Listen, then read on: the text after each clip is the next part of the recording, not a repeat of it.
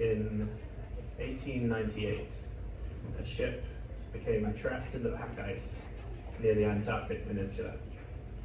Everyone aboard knew that they would have to spend an entire winter there, the first humans ever to do so. The temperature would drop to minus 40 degrees, the sun would disappear for months, the crew had no way to call for help, no way to tell those at home their fate. Some became ill, hungry, psychotic.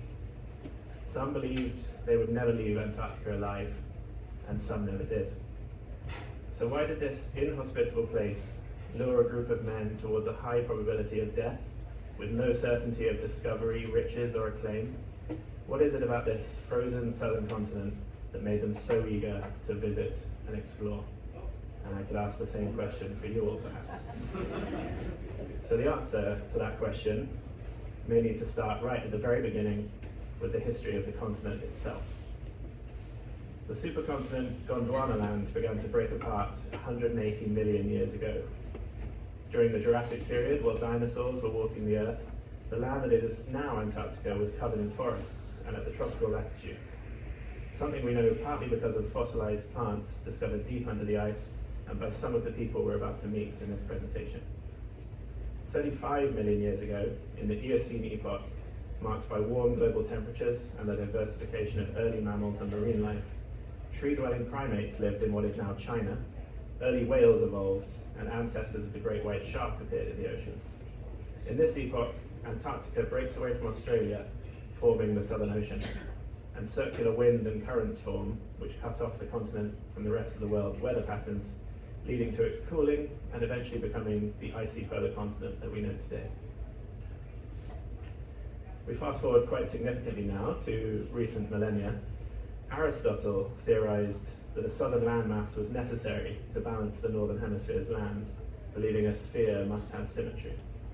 He called this hypothetical region Antarctos, the opposite of Arctos, which is the northern constellation of the Bear, or Ursa Major, so named because the constellation is only visible in the north, but not visible in the south. So we already had the name Antarctos as the opposite.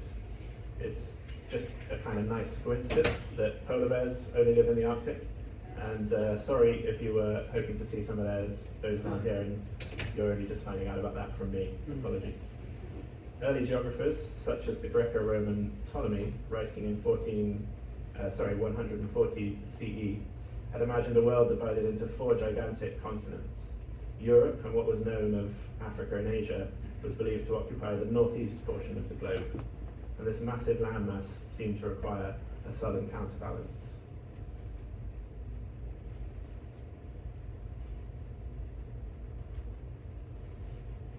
So even after much of the world's coasts had been charted, maps often showed a giant continent south of the equator encircling the Earth, and in many cases these earlier maps even joined South America, Africa, and India.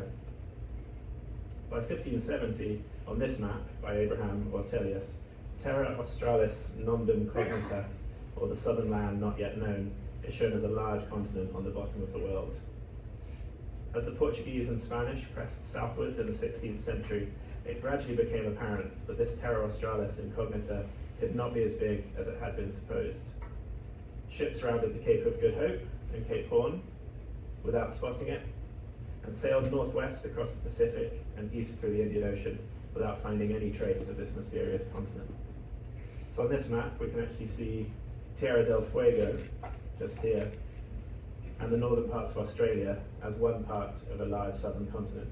So it's interesting that although there were many voyages passing around these latitudes, none made it just a little further south to disprove this theory, and it would be centuries until someone did. In the 17th century, sailors were regularly in the Southern Ocean, trading with East and West and making discoveries, but they knew very little of what lay further south. In 1675, Anthony de la Roche discovered South Georgia while blown off course on a trade voyage. So this was the first land discovered south of the Antarctic Convergence, which is the biological boundary that Emma spoke about yesterday, but still north of the Antarctic Circle, which is 66 degrees. We were talking about the political boundary, the area that the Antarctic Treaty covers, that's 60 degrees, and the Antarctic Circle of 60 degrees covers most of the mainland, but not the peninsula where we'll be visiting.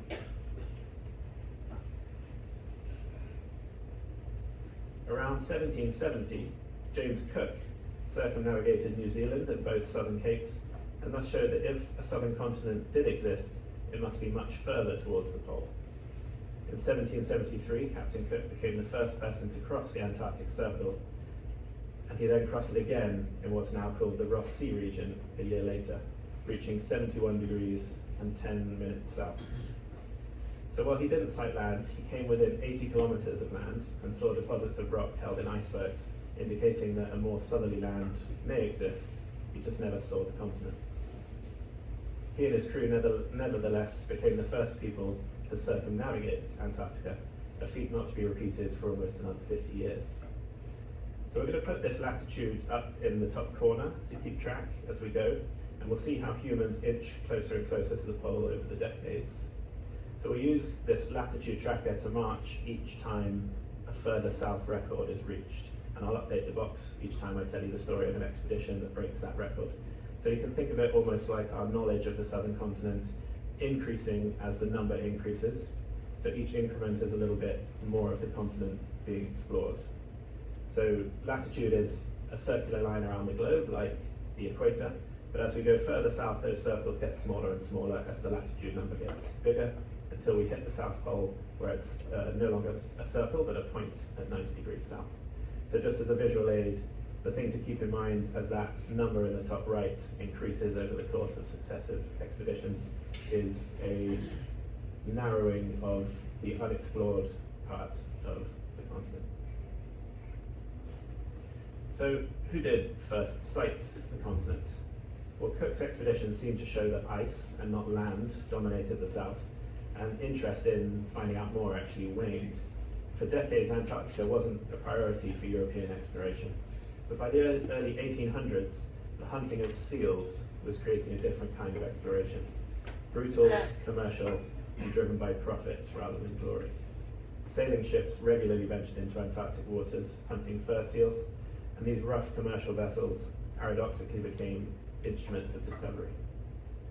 One sealing captain, William Smith, sailing south from South America in 1819, was blown off course and discovered the South Shetland Islands while trying to round Cape Horn, so the area that we're in right now. A year later, he returned in a cargo ship to confirm his discovery and became the first to discover land south of 60 degrees. So James Cook had been further south than this, but only by sea, and he'd only seen ice, but this is the first sighting of Antarctic land. Still not the continent, but Antarctic land. So just to illustrate what that first discovery would have looked like, you guys have seen something very similar to this. This is actually Snow Island nearby, but if you're up on decks as we were coming into the South Shetlands today, you've seen something very similar. And just to illustrate that they knew it was land and not just ice, that's a big tabular iceberg in front, and you can see bits of rock. So discovering something like this, you know for sure you've sighted land. When Smith reported what he'd found on returning to Chile, the British Royal Navy chartered the ship and appointed Irishman Edward Bransfield as captain of the same ship, the Williams, to return south the following season and investigate the area further. On January the 22nd, 1820, Bransfield and his crew climbed ashore on King George Island in the South Shetlands and raised the British flag.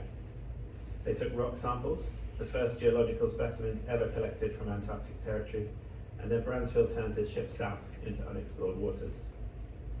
On January the 30th, 1820, midshipman Charles Pointer recorded the moment. At 3, our notice was arrested by 3 very large icebergs, and 20 minutes later, we were unexpectedly astonished by the discovery of land. Immense mountains, rude crags, and barren ridges covered with snow. It was land, and not an island, but part of the continent, stretching across the horizon in front of them. Bransfield named it Trinity Land, now the Trinity Peninsula, at the northernmost tip of the Antarctic Peninsula, somewhere we may sail past on our way home again. However, the first sighting of Antarctica is now acknowledged to have taken place on the 27th of January 1820, just a few days before Bransfield, during the voyage of 2 Russian ships, the Vostok and Mirny, under the command of Captain Fabian Thaddeus Gottlieb von Bellingshausen. A really amazing name for an explorer, I think. They were on a two-year exploratory expedition around the world to discover new lands for the Russian Empire, and Bellingshausen's ships were the first to have crossed the Antarctic Circle since Cook, nearly 50 years earlier. So perhaps Bransfield can still, just heading back one. Perhaps Bransfield can still claim the first sighting of the peninsula, while Bellingshausen probably first sighted the continent further east around the Lazarev Sea over here. And he also sailed back around the other side of Antarctica, sighting some land near the peninsula and the South Shetlands around a year later, and thus showing that the continent must exist in a smaller area than previously thought, back in the days of terra incognita, mostly south of 66 degrees, which is what we now call the Antarctic Circle. Some American sources claim it was Nathaniel Palmer, a sealer, in November of that year, who first sighted the mainland. However, we now tend to revise that to the first Americans to discover Antarctica, with the Russians and the Brits already having sighted it just a little earlier that year. But Nathaniel Palmer was the first to discover the entrance to the caldera of Deception Island, which is where we're about to sail through. And it was often used as a base port for further exploration further south, and a prime whaling station. I'll tell you more about that this evening. So we have three different nations all sighting Antarctica for the collective first times in 1820. Quite a surprising coincidence. After Bransfield and Bellingshausen's discoveries, exploration accelerated. But the explorers of the 1820s to 1840s were driven by different motivations: seals, science, and the prize of reaching further south than anyone else.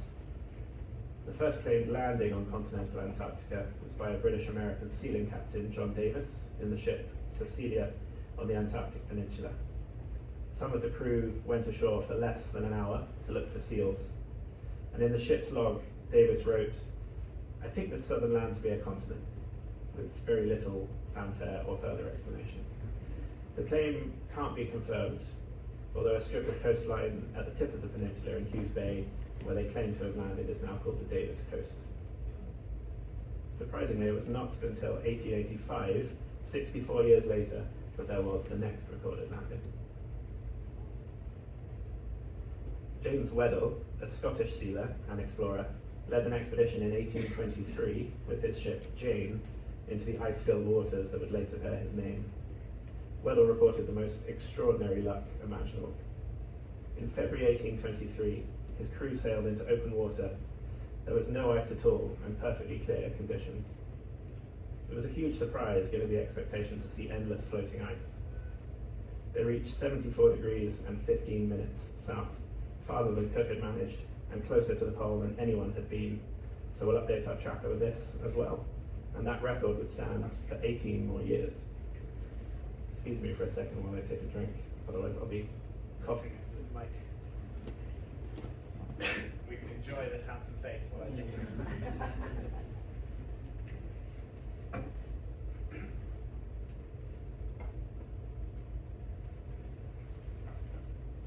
At noon one day in February, Weddell took his observations and recorded the position.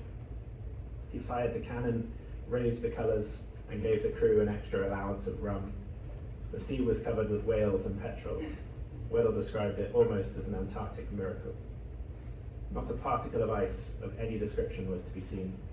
Had it not been for the reflection that probably we should have obstacles to contend with in our passage northward through the ice, our situation might have been envied. So now we refer to this area east of the peninsula as the Weddell Sea in his honour. And we'll be sailing, we're here right now, and we'll be sailing down this side, on the other side of the peninsula. In 1837, Jules Sébastien César Dumont d'Urville, another great explorer name I reckon, set sail from Toulon on the ship L'Astrolabe to Antarctica. He hoped to sail beyond the furthest south reached by James Weddell in 1823. And D'Urville's ships reached the pack ice at 63 degrees south, but they weren't built for ice navigation. Unable to penetrate the pack, they coasted it for 300 miles to the east. Heading westward again, they visited the South Orkneys and the South Shetlands and discovered new islands before scurvy forced them to sail to Chile. After continuing across the Pacific to Fiji, Palau, New Guinea and Borneo, they returned to the Antarctic hoping to discover the magnetic pole in the unexplored sector to the east. In January 1840, they sighted the Adelie coast, south of Australia, and named it for Madame Adelie d'Urville, his wife, but failed to find the magnetic pole after being trapped in ice again for 5 days. Adelie penguins were later first found in Adelie Land, and therefore also take Madame d'Urville's name. No resemblance, I think, but the naming was a nice touch. D'Urville has been called France's Captain Cook because of the impressive global exploration he undertook, and yet at this point in history we still know very little about the coast and interior of Antarctica. Mostly expeditions just sort of touching down on the coast, finding some new lands around this sector, but not really exploring any further south. Charles Wilkes, on his United States exploring expedition, set off in 1839 for the purpose of exploring and surveying the Southern Ocean and to discover and chart new lands. The US exploring expedition was authorized by an act of Congress as a national effort and included naturalists, botanists, taxidermists, artists, a mineralogist and a philologist. And the phrase, "everything is bigger in America," was maybe just as apt back in those days. He sailed with a combined fleet of 6 ships and hundreds of men. They also had an impressive global journey, similar to that of James Cook and d'Urville before them. In 1839, they sailed from Sydney into the Antarctic Ocean, where they sighted the coast of Antarctica on January the 25th, 1840. After charting 1,500 miles of Antarctic coastline, the expedition went on to Fiji and further through the Pacific. Wilkes Land is today's name for a large segment of Antarctic coast on the Australian side. James Clark Ross's expedition was under orders of the British Navy for magnetic research and geographical discovery on the ships Erebus and Terror, which would later take part in the dramatic story of Arctic exploration some of you might know, the Franklin expedition to discover the Northwest Passage, during which the ships were lost. The expedition discovered the Ross Ice Shelf, Ross Sea, Mount Erebus, Mount Terror, and Victoria Land, all on the Australian side of Antarctica, and extended his farthest south to 78 degrees and 10 minutes south. So we'll update our record. And have you noticed at this point how everyone who breaks the record was called James? James Cook, James Weddell, James Clark Ross. So do we have any Jameses on board? Your granddad's name is James? So maybe his destiny needs to be fulfilled by coming on one of these with us. James Clark Ross was said to have been the most handsome man in the Navy. I'll leave that to you to judge. And this was also the last major expedition to be done entirely under sail before steam engines began to make an appearance. So really quite an impressive feat. The Ross Ice Shelf, or on this map it's the Bonquiste de Ross up here, would later be the staging ground for the race to the South Pole and Shackleton's Nimrod expedition, which included the Australian explorer Douglas Mawson, who would be the first to climb Mount Erebus that Ross first discovered on this expedition. So we're starting to see some of where these later threads of history intertwine from here on. Ross later returned to chart more of the coast and stopped by the Falkland Islands and the Weddell Sea before sailing on to South Africa. So this illustration of the ships Erebus and Terror discovering Mount Erebus makes the expedition seem very romantic, but imagine extreme exploration purely under sail, pressing into uncharted lands, especially those surrounded by ice. And I think the reality is something quite different. So we can certainly get some of that exploring experience on board World Explorer, but definitely a little more comfort. At this point, there's a general picture of a roughly round southern icy continent, with much of it, especially the interior, still very much unknown. James Clark Ross suggested there wasn't much left to discover, being put off by so much ice in his many attempts to sail closer to the continent and further south. And the outcome of the Franklin expedition I just mentioned, where the Erebus and Terror was sunk in the Arctic, also reinforced the danger of such expeditions. So a lack of interest and appetite for dangerous exploration led to a period of no more Antarctic firsts for almost 50 years.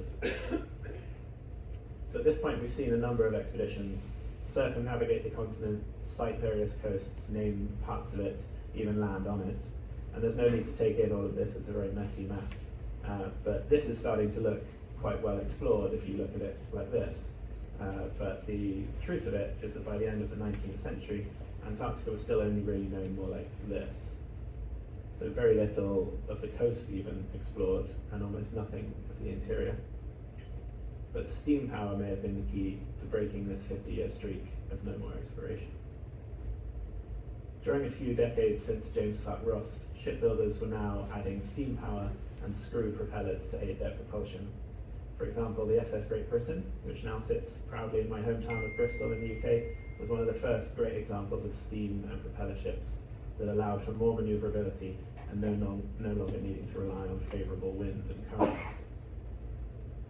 So southern exploration was back on, and 74 years after the sealer John Davis's claimed first landing in 1821, the first undisputed landing on Antarctica was at Cape Adare, a location that will crop up again in later expeditions, by Henrik Bull's whaling expedition.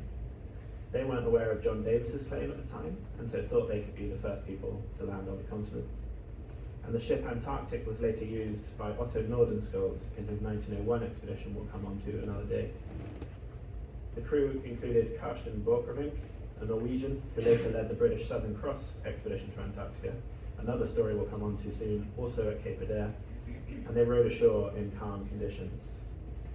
Exactly who went ashore first was disputed between Christensen, Borchgrevink, and a 17-year-old New Zealand seaman, Alexander von Tunzelmann, who said that he leapt out to hold the boat steady. This is him leaping out to hold the boat steady, seen here in a sketch from one of the men on board, leaping out early, and I love the detail on presumably Christensen and Borchgrevink's faces looking a little bit unimpressed. Realistically, many whalers and sealers may have landed on Antarctica between 1821 and 1895, but this is the most certainly confirmed and recorded landing, so we'll give the credit to their expedition, even if the specific person is under dispute. After the 50-year gap, and a few more years of Norwegian whalers advancing further towards the continent in pursuit of profit, the 6th International Geographical Congress met in London and adopted a resolution to focus on Antarctic exploration. But this Congress recorded its opinion that the exploration of the Antarctic region is the greatest piece of geographical exploration still to be undertaken. That in view of the additions to knowledge in almost every branch of science which would result from such a scientific exploration, the Congress recommends that the scientific societies throughout the world should urge in whatever way seems to them most effective that this work should be undertaken before the close of the century. So essentially 5 years to get down to Antarctica and do as much science as you can. And this resolution sparked the inspiration for what we now know as the heroic age of exploration. A number of men from a number of nations decided that fame and glory might well lie far to the south. The first and one of the most famous early expeditions of the heroic age, and the one I alluded to in the introduction, was the Belgian Antarctic expedition, led by Adrien de Gerlache on the ship Belgica. They were the first crew to overwinter entirely south of the Antarctic Circle, and their story of survival, hardship, and personal conflict is told in the famous book Madhouse at the End of the Earth. I think we have a copy upstairs, and I highly recommend it. Among the international crew were a young Norwegian named Roald Amundsen as third officer, and an American doctor, Frederick A. Cook, both men destined for polar fame in very different ways. Amundsen would be the first to sail through the Northwest Passage, and later race the British to the South Pole, and Cook would set his sights on the North Pole, and later, maybe, depending on who you believe, was the first to reach it. In early 1898, the Belgica became trapped in the pack ice of the Bellingshausen Sea, an event de Gerlache perhaps half-planned to achieve a first Antarctic overwintering, but that was unknown to the crew, and whose full consequences he could scarcely imagine. As the ice closed around them, the Belgica's crew unwittingly became the first humans to experience an Antarctic winter. The ship drifted with the ice for over a year, while the sun vanished below the horizon for 70 consecutive days of polar night.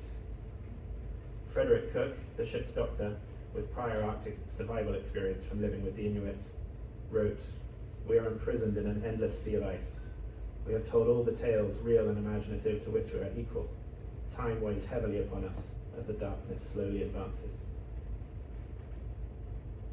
The winter darkness and isolation took a severe psychological and physical toll. Men grew lethargic and depressed, and one sailor tragically died in June 1898, likely of a heart condition worsened by scurvy and stress. Dr. Cook and Amundsen recognized the signs of scurvy, a vitamin C deficiency ravaging the crew: swollen limbs, loose teeth, and what they call the mysterious malaise of exhaustion. In a desperate, improvised remedy, Cook ordered the men to eat raw seal and penguin meat. This was radical for the time, essentially forcing blubber and blood down the throats of sailors accustomed to salted rations, but it worked.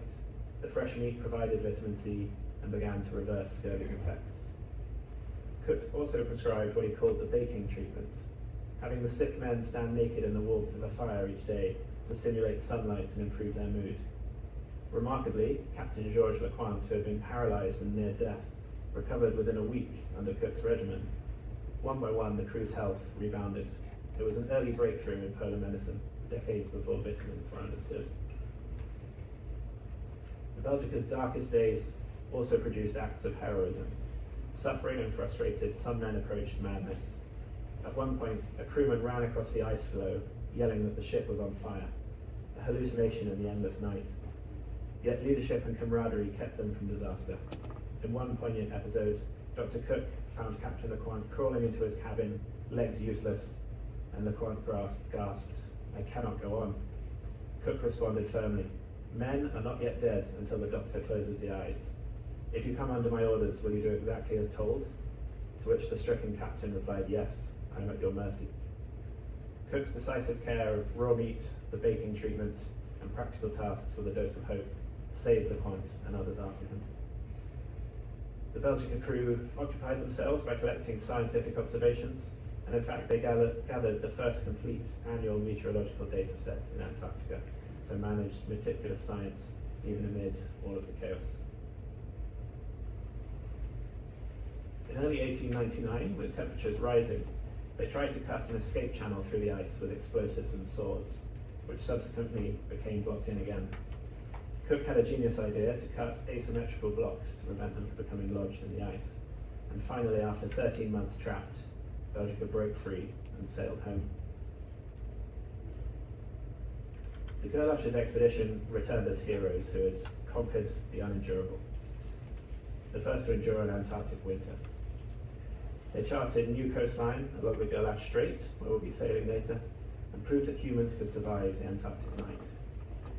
Amundsen later said that this grueling experience on the Belgica gave him invaluable training in polar survival, training he would later use to great effect a decade later when he raced Scott's British expedition to the South Pole. And Cook turned his sights instead on trying to reach the North Pole. The Southern Cross was a British expedition led by Borchgrevink, who previously landed on Antarctica in 1895 with Henrik Bull. They sailed to Cape Adare on the mainland with a prefabricated wooden hut, 10 men and 75 sled dogs, and they were the first group to overwinter on land on the Antarctic continent. Their supply ship left and would not return for a year, and they explored the surroundings and undertook a program of scientific observations. They drove dog sleds further south along the coast than anyone before, reaching a new farther south of 78 degrees in 50 minutes. So we can update that tracker one more time.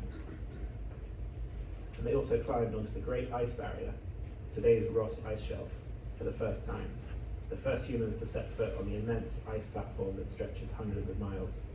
And they pinpointed the approximate location of the South Magnetic Pole by calculations. So to give you a sense of where Borchgrevink's team were, you probably recognize the map of Antarctica by now. The peninsula we're heading towards is here, and all the way around the other side, this is the Ross Sea in the red box, and Cape Adare is a tiny finger of land jutting out into the Southern Ocean, just here. So we can zoom in, and then turn it so we're facing north. And if you look at this tiny triangular spot on the left, and zoom in a little bit, that is that. And you can see a little blur down there, which is Borchgrevink's hut, still standing today. So now it's mostly a shelter for Adelie penguins, and they were actually there during the time that Borchgrevink's team were there as well. It's maintained by the Antarctic Heritage Trust, rarely visited by tourists, but very occasionally some ships from the Australian side will make it there. So the first men to winter on the continent itself slept in these wooden bunks on a tiny spit of land at what must have felt like the very end of the world. Although it's less famous than the later stories we'll come on to another day, Borchgrevink's achievements were groundbreaking. He pioneered the use of dogs and sledges in Antarctica and proved a shore base, even a simple one like this, could survive the winter.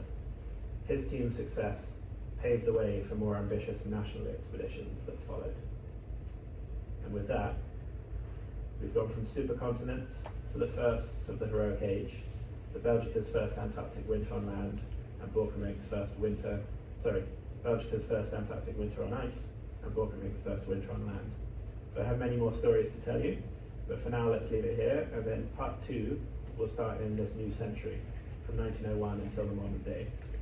We'll look at the famous national expeditions, including Nordenskjold's Swedish expedition, British expeditions by Scott and Shackleton, both together and separate, the French expeditions by Charcot, who named a lot of the land that we'll be sailing in this week, the race to the South Pole, and some of the greatest survival stories that are told that some of you may know a little bit about already. Hopefully, if we have time, all of this still to come. And just to finish, Borchgrevink wrote, "To set foot upon the continent was to change it forever, and to be changed by it." And I hope that that rings true for all of you as well over the next few days as we step foot in Antarctica. Thank you very much.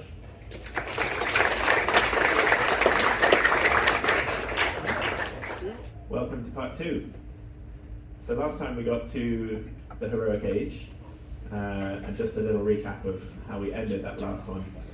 We had Henrik Bull in the ship called Antarctic, and that was the first confirmed landing on the mainland. So that was the story I was telling you about the young New Zealander von Tunzelmann, who leapt out to hold the boat steady, and then Carsten, Borchgrevink and Christensen were all deciding who got there first. So remember the name Antarctic for the name of the ship that's going to come up. And then we spoke about the Belgica, Adrian de Gerlache. They discovered and named a lot of the areas around where we're sailing right now, and they were the first to overwinter in the sea ice. And then Carsten Borchgrevink returned. He'd maybe had one of the first landings and then returned to Cape Adare, and they had their first overwinter on land. So that was actually a British expedition, but with Norwegian Carsten Borchgrevink running all of that at Cape Adare.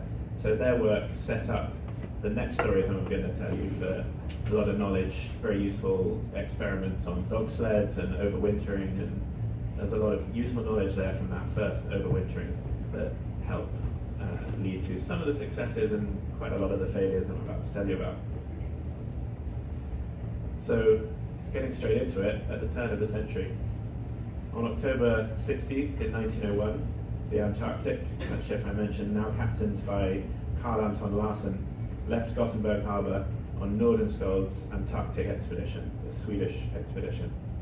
A small overwintering scientific team would be set up on Snow Hill Island to set up a scientific base there.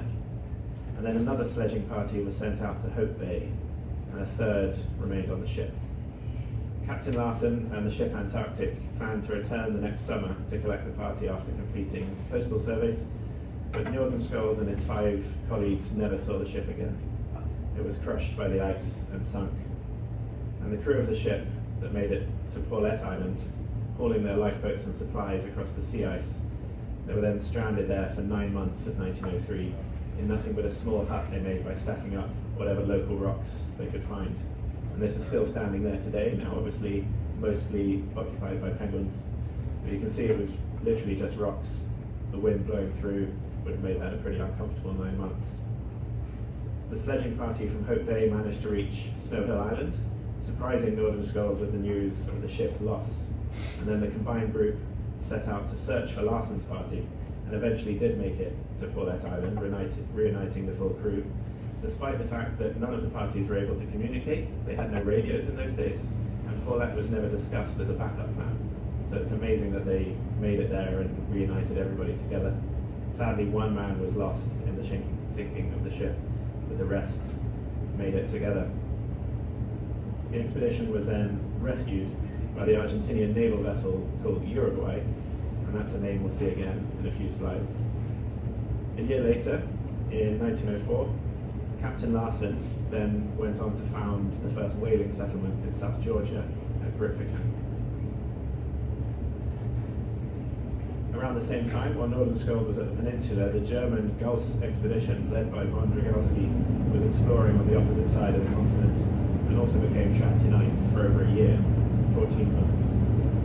They were the first to use a gas balloon in Antarctica, which is how this photo was taken, very cool aerial photography for the time. And they charted a section of the coast of East Antarctic, naming it Kaiser Wilhelm II Round, and also named and charted the Galsberg volcano in that sector. So by the turn of the 20th century, Britain organised a grand Antarctic expedition of its own, the National Antarctic Expedition, on the ship Discovery, led by Royal Navy Commander Robert Falcon Scott. It aimed to conduct a vast scientific program and attempt to penetrate further south than ever before. So in 1902, Scott, along with his chief scientist, Dr. Edward Wilson, and a young officer, Ernest Shackleton, sledged south from their base in McMurdo Sound, pioneering a route towards the pole.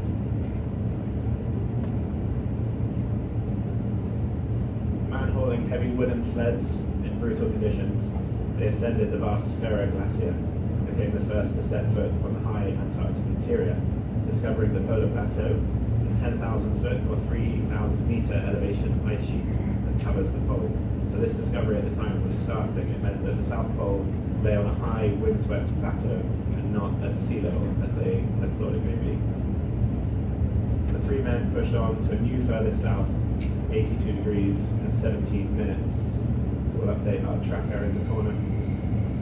Starvation and scurvy forced them to turn back, barely making it alive. Shackleton in particular collapsed from scurvy and exhaustion. Scott sent him home to England early, an action which sowed quiet resentment between the two men.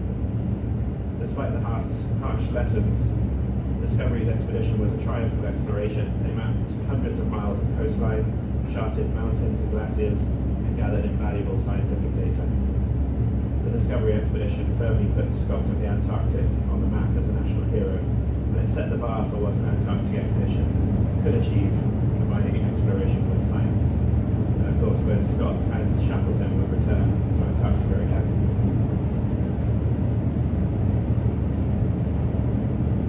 William Spears Bruce, a Scottish naturalist and oceanographer, had extensive polar experience before 1902, having worked in the Arctic, on Svalbard, and on the Dundee whaling expedition. After being passed over to join Scott's Discovery expedition, he formed his own fully Scottish venture with strong scientific aims. In early 1903, the expedition established a wintering station on Laurie Island in the South Orkneys, a little further round if you follow the tip of the peninsula and go further north. East, that's the South Orkneys, and it became the first permanent scientific base in Antarctica. Later became Orcada's base, which Argentina still operates today, and is the oldest continually occupied Antarctic station. The Scottish National Antarctic Expedition is often considered the most scientifically successful of all of the early Heroic Age voyages, despite perhaps ironically all of the stories of struggle being known much better than the successful ones. The first French Antarctic expedition, led by Jean-Baptiste Charcot, also known as the Gentleman Explorer, you can see he looks very gentlemanly there surveying his ship, was aboard the Francais.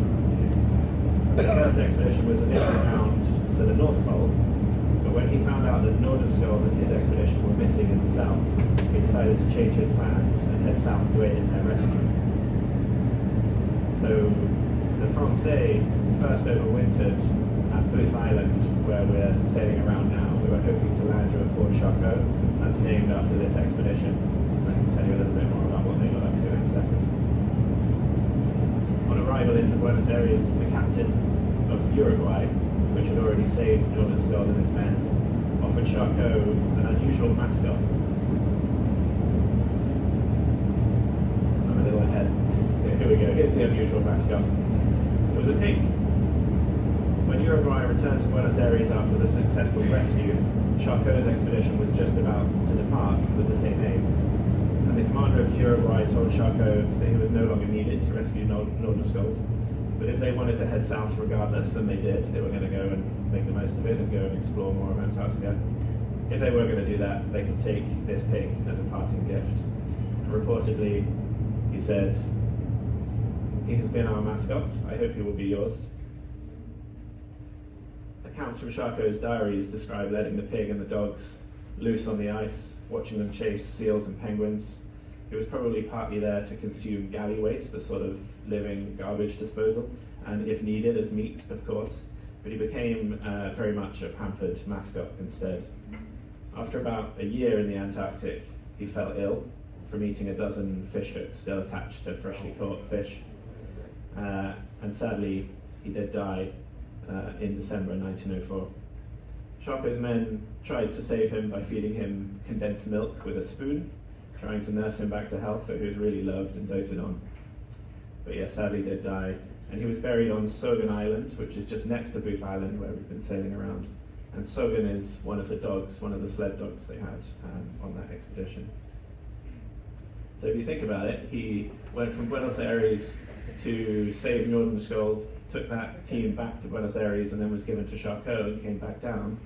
So he's the only pig to cross the Drake Passage 3 times, which is a pretty cool thing, I would say. So we're down here at number 4, near the Lemaire Channel, and Sogan Island is just off here. This is Booth Island, where we tried to land. Sogan Island is just on the other side. So he's buried around there somewhere, so we've been pretty close to him. I think it's a pretty heroic tale. So I kind of want to suggest that maybe island named after the dog, Sogan Island, maybe we need to be naming something cool after the pig as well. So I kind of want to start a petition, maybe here today with you guys. Let's rename something interesting. Maybe the Lemaire Channel. We all thought that was kind of beautiful today. What do you think? Should we name something after the pig? Great. Oh, I think I haven't told you the name of the pig yet. Sorry, I forgot. But I think we all agreed, so that's fine. International waters, I think the motion carries. You all agreed. I saw you do it. So we've just sailed through the Toby Channel, and it was so beautiful. Thank you very much. Yeah. So genuinely, that pig was called Toby. If you go into our shop, you'll see some books with a cartoon version of Toby the pig, and they're worth checking out as well. I think he deserves his place in the history. So despite their underpowered engine on the first expedition, the French expedition managed to chart new islands, including Port Lockroy, where the Penguin Post Office is, which is named after the French Minister of Marine at the time. And they overwintered on Port Charcot. So if you saw a little cairn and a cross on the island, that is just a little memorial to the men there. There's a plaque with all of the names of the men on that first ship. And then they came down a second time, so I've got 2 dates here. They came down in another ship that was custom built, much better powered, called the Pourquoi Pas. So that was to continue the same work, exploring science and naming new lands. So this was the first ship, and then this is on Port Charcot, just on the other side of the island we were looking at today. And then the better designed Pourquoi Pas goes a little further south to Peterman Island, just a little further south of where we are now. And they also have a cairn on the top of the island there. So these guys did things a little differently, and this is one of the unique stories where it's not all about horrible suffering. During the long winter months, learning from the hardships of the Gerlache's expedition, they decided they would bring on a really good cook from Buenos Aires named Barroso. He served delicious meals and even served freshly baked bread 3 times a week and croissants on Sundays. As entertainment, they read newspapers from previous years, listened to lectures, memorized poetry, and when the weather allowed, Charcot organized sledge and skiing contests. Quite a different story to that of the Belgica. Their second expedition on the specially designed ship, the Pourquoi Pas, he was always attentive to the happiness of his men and installed a 1,500-book library on board. They took large stores of wine, musical instruments, and board games. They were there for the serious business of mapping and scientific discovery, but they certainly enjoyed it. This is actually a promotional picture from Mont Champagne. They sent them down with a crate and asked them to take a photo. In those days, that would have been quite a thing to achieve. So but they did generally have a huge amount of entertainment and wine on board, a very good cook. So they overwintered in a bay on Peterman Island. On February the 23rd, everybody celebrated Mardi Gras with a picnic on the island. The men painted their noses red and strapped on tropical helmets and other outlandish hats. Bright red long johns peeked out from trouser legs, and to the rousing music of a bugle and a clarinet, they stepped in time to the beat of a tin box drum and paraded in front of unimpressed penguins. Even the cook celebrated the day by pretending to be a famous chef in a world-class hotel.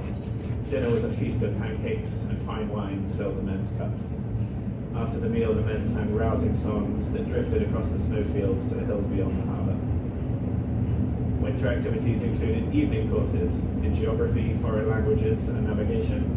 There were also meetings of the newly formed Antarctic Sporting Club, which awarded commemorative tin can medals for skiing excellence. The men who played the clarinet, bugle, and tin drum during Mardi Gras organised a musical society, complete with Sunday afternoon recitals. Far apart from the Belgian and Swedish expeditions, the French appeared to make it all look very easy and luxurious, and maybe they were the first to discover luxury Antarctic cruising, and we're just following in their footsteps. So yearning to prove himself after the discovery experience, Ernest Shackleton launched his own British Antarctic expedition in 1907. His ship, the Nimrod, established a base at Cape Royds in McMurdo Sound, not far from Scott's old hut, although he was told by his rivals that he was not allowed to use any of Scott's supplies or the hut itself. Shackleton was determined to reach the South Pole or get as close as humanly possible.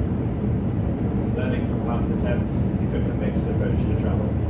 Ponies, dogs, and even a motor car were all in hopes of easing the journey.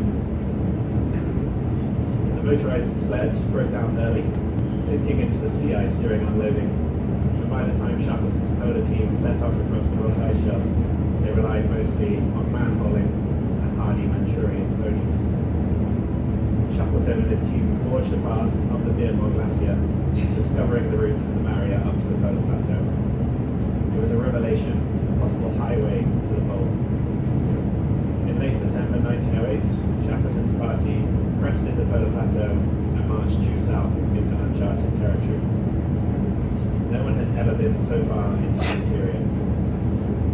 Day after day, at even higher altitudes, the four men advanced, driven by the allure of being first at the pole. They were halting frequently, out of breath and thin air, half-starved on meager rations, yet they kept going. Finally, on January the 9th, 1909, they reached 88 degrees and 22 minutes south, the new farthest south, just 97 geographical miles from the pole. So at this point, Shackleton made one of history's great decisions: turn back. With the pole tantalizingly close, he calculated that if they pressed on, they might reach the pole, but would certainly perish on the return. Rather than risk his men's lives for glory, Shackleton chose survival. And to his wife Emily, he later wrote, "I thought you'd rather have a live donkey than a dead lion." Shackleton's Nimrod expedition may have fallen short of the pole, but it did achieve astonishing feats. They were the first to reach the magnetic South Pole. A second expedition led by Edgeworth Davis planted a flag at the calculated magnetic pole, and they climbed Mount Erebus, Antarctica's most active volcano, discovered by the Ross expedition of 1840, that I told you about in the last part. And the climbing team also included the Australian Douglas Mawson, who we'll see on his own expedition in a few slides. Most importantly, Shackleton had blazed a viable route to the pole via the Beardmore Glacier, and he would come closer to the pole than anyone else in history. When he returned to the UK, Shackleton was hailed as a hero and knighted for his accomplishments. His expedition's survival and safe return with all hands cemented his reputation for superb leadership. One newspaper praised that not a life lost and no man failed under Shackleton's command, underscoring the care he took of his team. And of course, Shackleton was not done with Antarctica. He would return 2 more times. With the South Pole still not reached, between 1910 and 1913, 3 separate teams from different countries had set their sights on it. The 2 famous expeditions were the Terra Nova expedition, led by Robert Falcon Scott, and Roald Amundsen's expedition on Fram. Scott had always intended to reach the South Pole, having previously tried and failed, and then seen his rival Shackleton get tantalizingly close. He also thought he was the only expedition with this aim, and included a large scientific component of the expedition, as well as the push to the pole. Amundsen had originally been aiming for the North Pole, but learned that Robert Peary had claimed to have already reached it, and so changed his mind and headed south instead. He telegrammed Shackleton with a brief note, begged to inform Fram proceeding Antarctic, and so the race was on. This is an amazing image from National Geographic of the British and Norwegian routes to the pole. And so Amundsen was already closer to the pole at the start, and also managed to start earlier than the British team. They were far better prepared for snow and ice travel. They were a team of competent skiers and dog handlers, and Amundsen had learned a lot about polar survival from being on the Belgica and then living with Inuits in the Arctic and being the first to sail through the Northwest Passage, so already a real seasoned explorer. Scott hadn't learned much from his previous attempt and still insisted on man-hauling their supplies all the way, seeing it as a more pure and heroic endeavour than using dogs. Amundsen's team left more supply depots along the route and a system of flags marking their location to be able to find them more easily in a blizzard. They also planned to set out with enough dogs to be able to use some as food on the journey, something which horrified the British team, who ended up sometimes putting the dogs on the sleds when the dogs refused to work. The British team also made a fatal last-minute decision to add one more man to the sledging party, but not to add additional rations. They already weren't carrying enough and essentially starved themselves for the entire journey to the pole. Amundsen's team left unused supplies on the ice and even ended up feeding some of their spare food to the dogs on the return. This difference in preparation was probably the main reason for the eventual outcome. So despite Scott and the British team setting out first, the better prepared Norwegian attempt, led by Roald Amundsen, were the first to reach the pole. So we can update the record for the final time. The South Pole has been reached. 34 days later, Scott reaches the South Pole to discover Amundsen's tent already there, and their return would be a more dramatic story than the approach. So this is that Amundsen's tent. This is Roald Amundsen and his team looking proudly at their flag, having confirmed the location at the South Pole. And then Scott and his team probably feeling some intense emotions looking at the Norwegian flag already flying on the spot that they had spent 2 years working towards.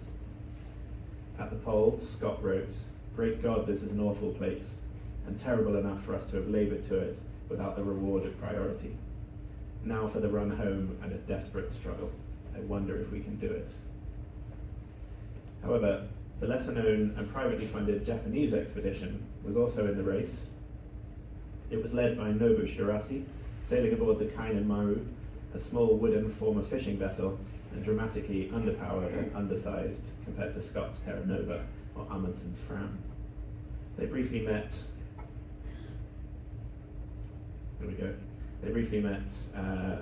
Amundsen in the Bay of Whales, and later reached just beyond 80 degrees south, so a very respectable attempt, and as far as they actually had intended to reach in the end, given that they decided they didn't have the time or the supplies to push further without being too great a risk, something that perhaps didn't get far enough into the mind of Scott and his team.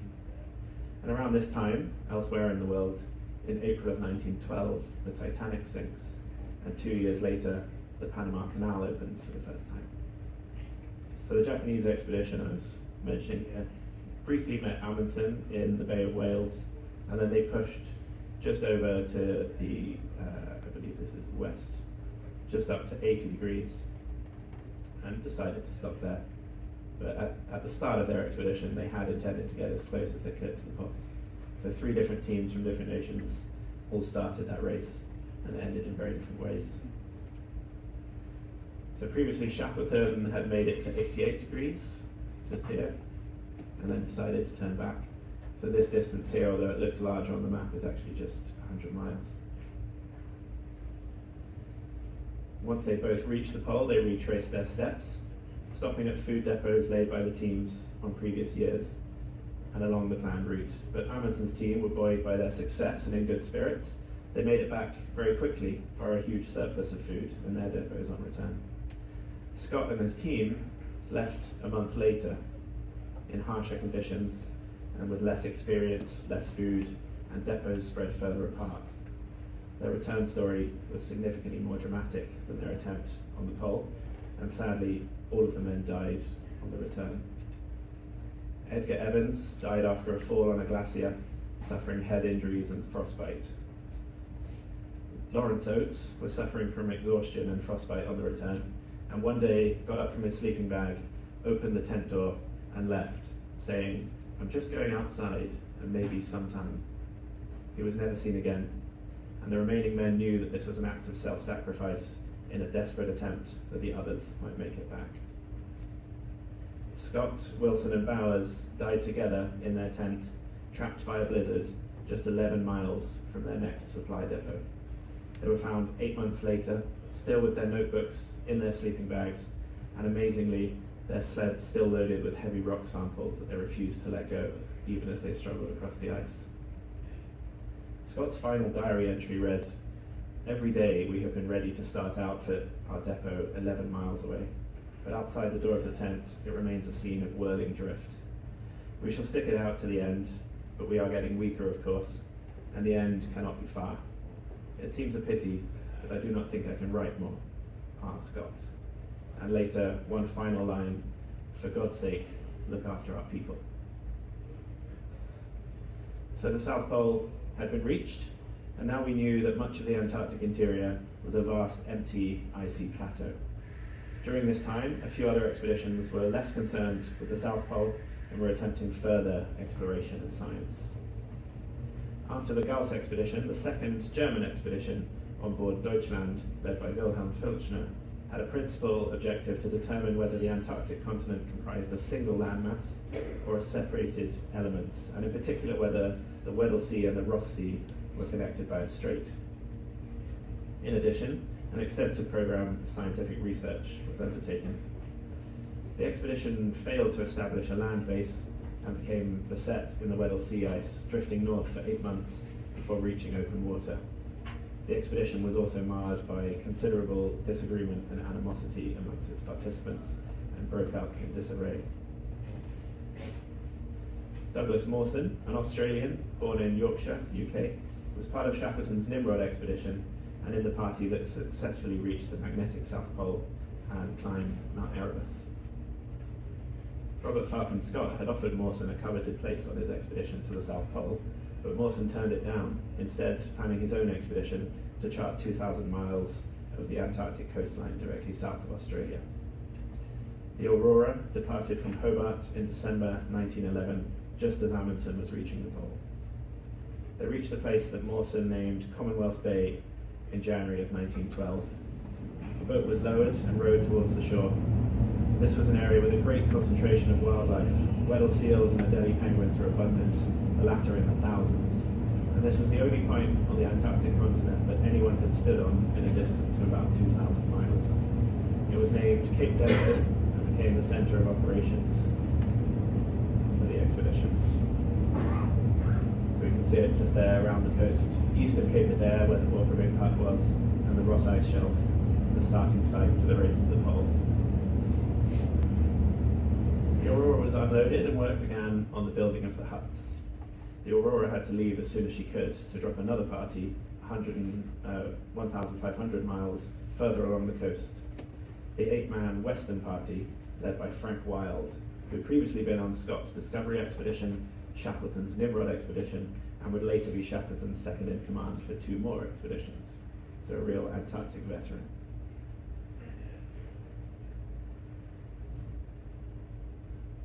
So through March and April, the katabatic winds often gusted over 100 miles per hour, and occasionally to over 200 miles per hour. The wind was going to dominate the men's lives in this place. An attempt to make an exploratory journey was made by Mawson and 2 companions. They managed 5.5 miles before they thought better of the weather conditions and turned back to base. By November, though, the weather had improved, and 5 separate sledging parties were planned. Mawson led what was to be the Far Eastern Trek. He set out with 2 companions, Xavier Mertz and Belgrave Ninnis, with a sledge pulled by a team of dogs. In December, while crossing an ice field, Mertz on front in skis signalled a snow-covered crevasse. Mertz crossed first, then Mawson, who also made it safely, but the third man, Ninnis, his sledge, and all of the dogs suddenly disappeared from sight. They had broken through the snow bridge and fallen into the crevasse below. Mawson and Mertz rushed to the edge of the crevasse and stared down into a deep, gaping hole. About 150 feet below on a ridge was a dog, whining, its back seemingly broken. But beneath this was only dark, an open void of crevasse. Mertz and Mawson crawled into the depths for over 3 hours. They gathered all the rope they had, but still couldn't even reach as far as the dog. As well as the loss of their companion Ninnis, they'd also lost the sledge, the 6 fittest dogs, most of the indispensable supplies, their tent, and most of the food and spare clothing. The remaining sledge had only 10 days of rations for the 2 men, nothing for the dogs, and they were over 300 miles from the main base at Camp Denison. The day after Ninnis was lost, December the 15th, the weakest dog was killed to feed the others, and the men. This pattern would continue over the next 10 days until the final dog collapsed. 20 days later, after enduring horrendous conditions with almost no supplies or shelter, Mertz was deteriorating. He agreed to be hauled on the sledge by Mawson and even had to be helped in and out of his sleeping bag. 100 miles southeast of the main base, Mertz became delirious and died. It was later suggested this might have been partly due to vitamin A poisoning from eating the dog's livers, as well as the obvious exposure and exhaustion. Mawson then continued alone for another 10 days, and finally it was his turn. He fell down a hidden crevasse and was saved only by his hauling harness and the sledge being lodged in some snow. He struggled for hours to pull himself out up the rope and eventually managed it. 10 days after this, he spotted a snow cairn built by a search party only a few hours before. There was food, and as he ate, he read a note telling him that the Aurora was waiting and another supply depot was only 23 miles away. Deteriorating conditions meant he couldn't progress further for another week, and as he approached the base at Cape Denison, he saw the disappearing speck on the horizon, and it was the Aurora. 6 men, however, had remained behind to continue the search for Mawson, Mertz, and Ninnis, and he was greeted as they returned from the dead. These 7 men began to prepare for another overwinter, and eventually returned on the Aurora almost 1 year later. In 1914, Shackleton returned on the Endurance, with an aim to cross the entire continent, connecting opposite coasts and the South Pole in one expedition. In reality, he would never see the continent again. What happened to him and his men over the next 2 years is often referred to as the greatest survival story ever told. The Ross Sea Party, led by Aeneas Mackintosh, sailed on the Aurora, previously Mawson's ship, and didn't know of the fate of Shackleton and his party on the other side of the continent until they were rescued 3 years later, after enduring many of their own hardships as well. On December 1914, Endurance sailed from Grytviken, South Georgia. They were warned by the whalers on South Georgia of exceptionally high levels of sea ice further south, but pressed on regardless in pursuit of their mission. They made it close to land, but became beset in the ice and began to drift. They felt it better to wait out the winter, hoping for clear water to return again in spring, and for 8 months they were stuck and drifting, and their navigational readings showed that they were drifting northwest, away from their planned landing.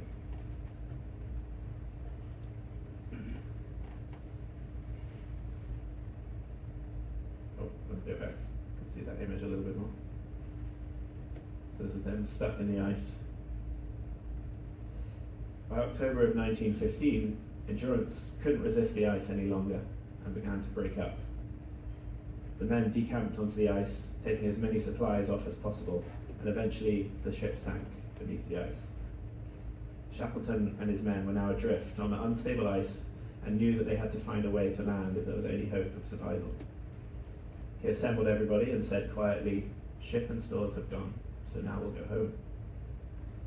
For 5 months they hauled lifeboats full of supplies slowly across the ice, heading for Paulette Island, where they knew Nordenskjold's Swedish expedition had left some supplies and possible shelter, although we just saw an image of what that shelter would look like.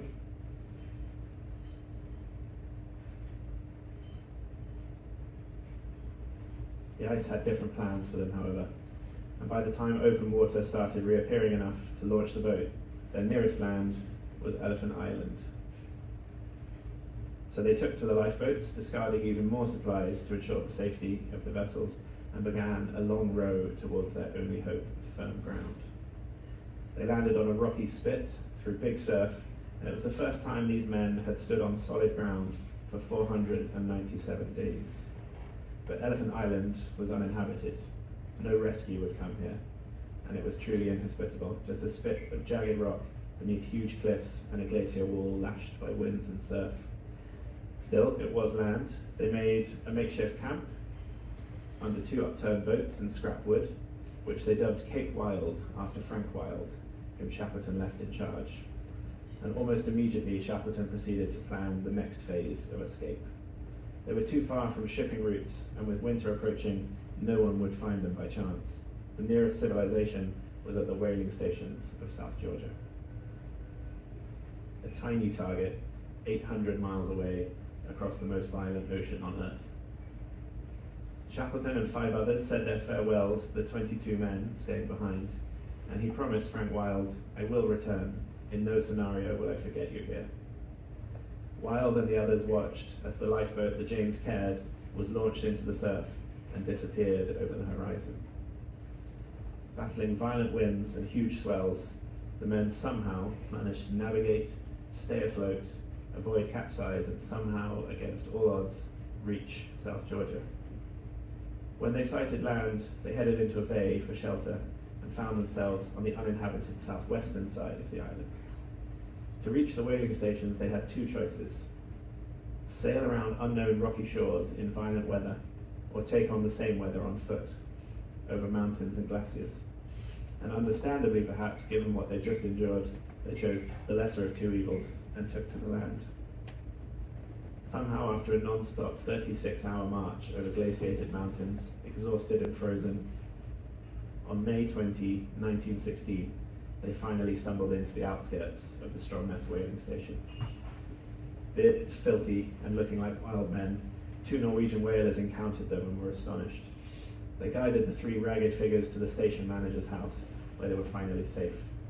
They were offered a bath and hot food, but Shackleton's first question was to ask if they had received any news of his men in the Ross Sea Party, still left on Antarctica, expecting Shackleton to appear on the horizon en route from the South Pole.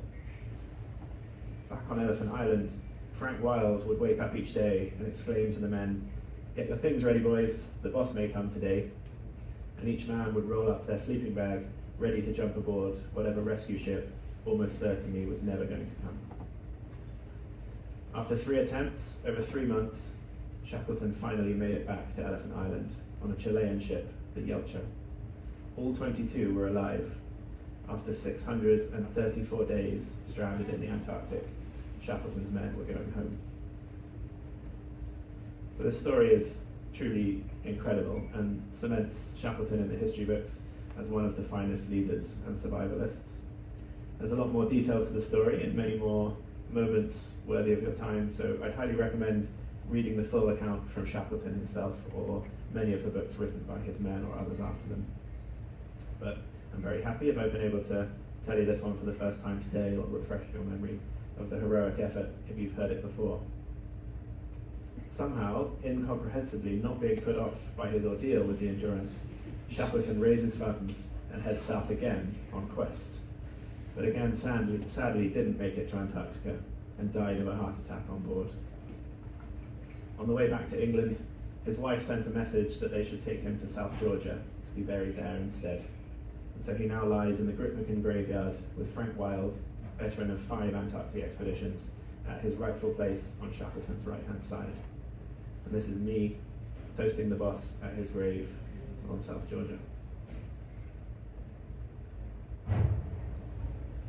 So the death of Shackleton and the end of the Quest expedition marks the end of the heroic age. So even by 1921, after the South Pole was reached and the expeditions had explored more of the Antarctic coast, the map was still very incomplete. Technological advances were going to be needed to explore further. So aircraft began to be used, along with steel-hulled, ice-strengthened ships with more powerful engines capable of pushing through sea ice with less danger of being trapped. Radio was developed and became more reliable, so no longer did people need to risk sailing to Antarctica in small wooden ships, not really knowing where they were or what was ahead of them, and with the best chance of rescue in case of disaster being, if I'm not back next year, please come and look for me the year after. In 1928, the Australian Sir Hubert Wilkins and American Carl Benjamin Mawson were the first to fly over Antarctica around the peninsula region. And you might recognize this picture from, oh, not this picture. Okay, I had a picture before when we went to Deception Island of their flight. So I mentioned that they took off from that runway just behind Whalers Bay. This picture is Richard E. Byrd in 1929 and 3 other Americans who become the first to fly over the South Pole. And then in 1935, Lincoln Ellsworth of the USA flies across the entire continent. In 1956, a US aircraft lands at the South Pole, and they become the first people there since Scott left in 1912. I always forget that. So towards the end of the Second World War, militaries were leading the way in further exploration. In 1943, the British launched Operation Tabarin, led by Lieutenant James Marr, a British military exploration, mapping and base building expedition to claim parts of Antarctica for Britain to set up scientific and military footholds. Many of the British bases still standing on the peninsula today were first set up by Operation Tabarin, including Port Lockroy, the Penguin Post Office. In 1946, the Americans launched Operation High Jump, led by Richard Byrd, that we just saw on the previous slide, and the USA sends the largest ever expedition of over 4,700 men, 13 ships, and 23 airplanes to Antarctica. Most of the coast is then photographed for map making, and more bases are founded. In 57 to 58, it was the International Geophysical Year. 12 nations established over 60 stations in Antarctica, and this was the beginning of international cooperation in Antarctica and the start of the process by which the continent becomes non-national. So also at that time, the first successful land crossing via the South Pole is led by British geologist Vivian Fuchs and New Zealander Edmund Hillary of Everest fame leading the backup party. Over 40 years after Shackleton's expedition set out with the same aim, to cross from one coast via the pole and end up on the far coast. And then in 1961, the Antarctic Treaty comes into effect, an agreement initially among 12 nations to use Antarctica for peaceful purposes only and suspend territorial claims. And by 2025, there are now 58 signatories. So by any measure, Antarctica should have defeated us. It is colder, darker, windier, more isolated, and more unforgiving than anywhere else on Earth. And yet, we came, we explored, we learned, and we survived it. The story of Antarctic exploration isn't just a tale of frostbite and failure. It's one of human curiosity at its most stubborn and its most noble. From wooden ships and sled dogs to satellites and these research stations, we moved from survival to understanding and finally to cooperation. So today, Antarctica stands as one of the greatest experiments humanity has ever attempted. A continent reserved not for power, profit, or war, but for knowledge and preservation. So you've not just visited the end of the world, you've now stood inside one of our greatest successes. After all, what is a man that he should live out his days without adventure? So I hope you're having a fantastic adventure of your own so far, and you'll remember these men that came before us as well. Thank you very much.